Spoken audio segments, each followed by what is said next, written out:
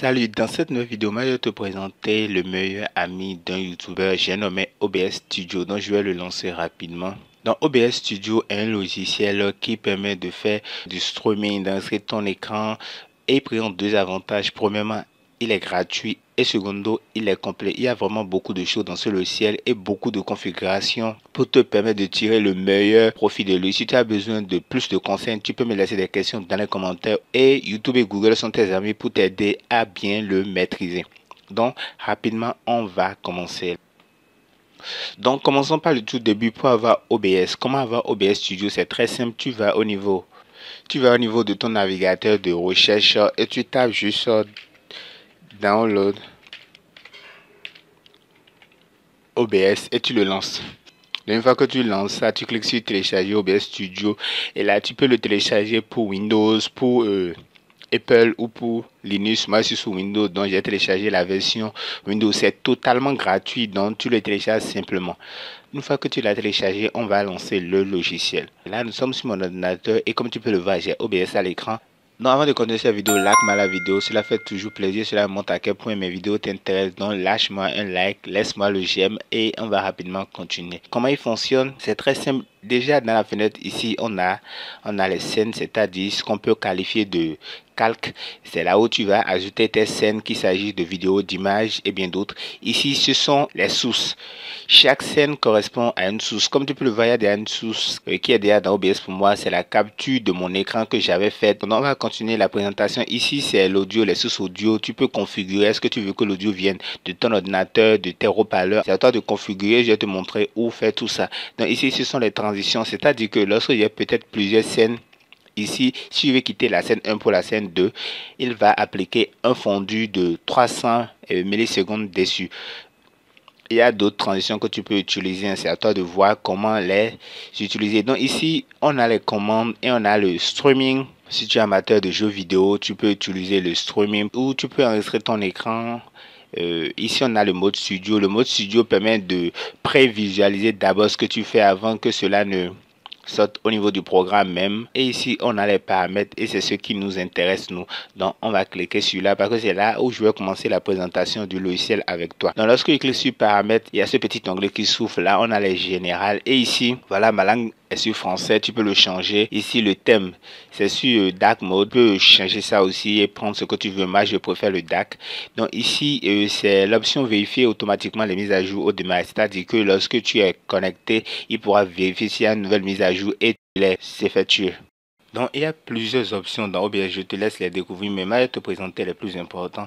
Ici, il y a affiché une boîte de dialogue, de confirmation de démarrage de stream. C'est juste, lorsque tu vas vouloir lancer un stream, il va te demander une confirmation. Moi, je crois souvent demander confirmation avant d'arrêter un enregistrement parce que lorsque tu es en train d'utiliser, par exemple, OBS, souvent, il y a les raccourcis clavier qui fonctionnent. Donc, lorsque, par exemple, tu es en train de faire un enregistrement et par méga, tu touches le raccourci clavier qui permet d'arrêter un enregistrement et tu n'as pas de confirmation. Toi, tu es en train de travailler en ne sachant pas que tu n'enregistres rien et après le travail tu verras que OBS n'a rien enregistré et c'est vraiment compliqué. Donc je te préconise de toujours l'activer comme ça. Lorsque tu veux arrêter ton enregistrement, tu le sauras. Donc rapidement, je vais te présenter un peu les réglages. Tu peux te balader après dedans et améliorer en fonction de ce qui te plaira. Donc avant de continuer cette vidéo, je vous prie de vous abonner à la chaîne, c'est votre première fois, d'activer la cloche de notification pour ne pas manquer nos prochaines vidéos ici sur la chaîne de Geek. Chaque jour on publie de nouvelles astuces et de très bons choses, donc abonnez-vous, activez la cloche de notification pour ne rien manquer de nos prochaines vidéos.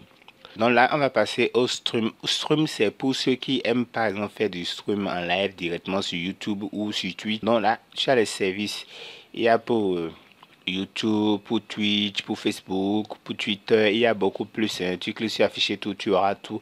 Donc on va rester dans le cas de YouTube. On prend l'exemple de YouTube. Il faut lier bien sûr ton compte à OBS. Si tu cliques sur lier le compte, ça va te renvoyer dans ton navigateur où tu pourras sélectionner ton compte.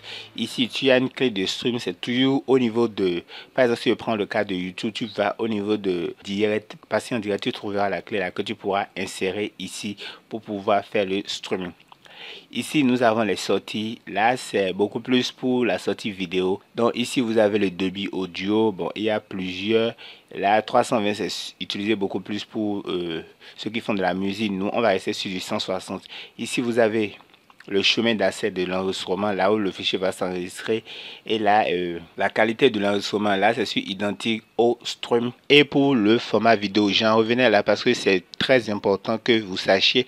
Là, c'est sur du MKV. Vous voyez que vous avez plusieurs autres formats comme MP4. MKV n'est pas souvent accepté par les plateformes de stream. Dans ce cas, il faut bien sûr utiliser MP4. Mais le problème avec MP4, c'est que lorsque vous êtes en train de faire par exemple un enregistrement sur OBS et qu'il y a par exemple coupure de courant, vous êtes obligé de reprendre depuis le début. C'est-à-dire que si vous avez fait 1 heure dans OBS, vous avez perdu tout le 1 heure lorsque vous travaillez sur MP4. Lorsque vous travaillez par exemple sur MKV comme moi, là vous n'avez pas de problème. Même s'il y a coupure, lorsque votre ordinateur s'éteint, vous pouvez toujours récupérer ce que vous êtes en train de faire. Là, vous allez me demander, mais comment je fais pour utiliser ma vidéo MKV? C'est très simple. OBS a prévu le cours. Je vais pour le moment fermer les paramètres pour vous présenter ça rapidement.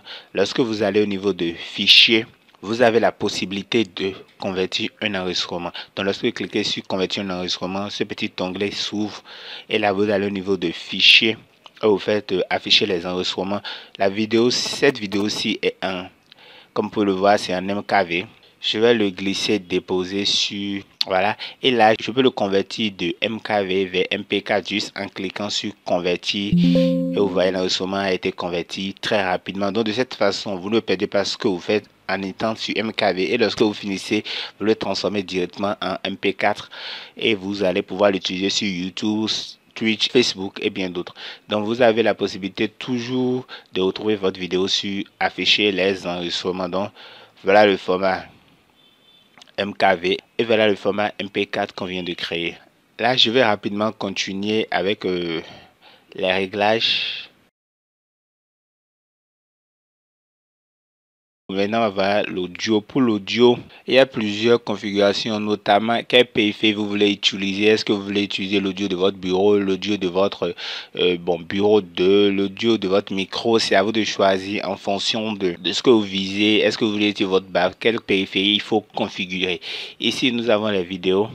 Et là, comme vous pouvez le voir, j'ai laissé ça sur du 1920 par 1080. Vous pouvez bien sûr le changer, il n'y a pas de souci en fonction de votre ordinateur, en fonction de sa capacité. Vous pouvez prendre ce que vous voulez, c'est pas du tout un problème et vous le configurez à votre guise. Ici, vous avez les raccourcis clavier et vous pouvez aussi ajouter ou supprimer un raccourci.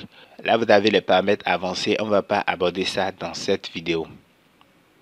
Donc, je vais fermer ceci et je vais quitter le mode studio. Donc vous avez la possibilité de commencer le stream à partir d'ici ou de démarrer tout simplement l'enregistrement de votre écran. Donc si je clique sur démarrer, vous voyez, j'ai commencé déjà par enregistrer mon écran. Lorsque je vais cliquer sur arrêter par exemple l'enregistrement, êtes-vous sûr de vouloir arrêter l'enregistrement comme je l'ai dit plus tôt? Cela va vous permettre de ne pas perdre vos enregistrements lorsque vous travaillez. Là je vais cliquer sur oui. Donc nous voici à la fin de cette vidéo. Je vous ai présenté rapidement le logiciel OBS qui est un logiciel vraiment gratuit et complet qui permet de faire énormément de choses. Ici on n'a même pas vu la moitié de ce que le logiciel permet de faire. Vous pouvez le télécharger et commencer par l'utiliser pour voir toutes les opportunités qu'elle a à vous offrir. Donc sur ce, on se dit à la prochaine. Ciao ciao.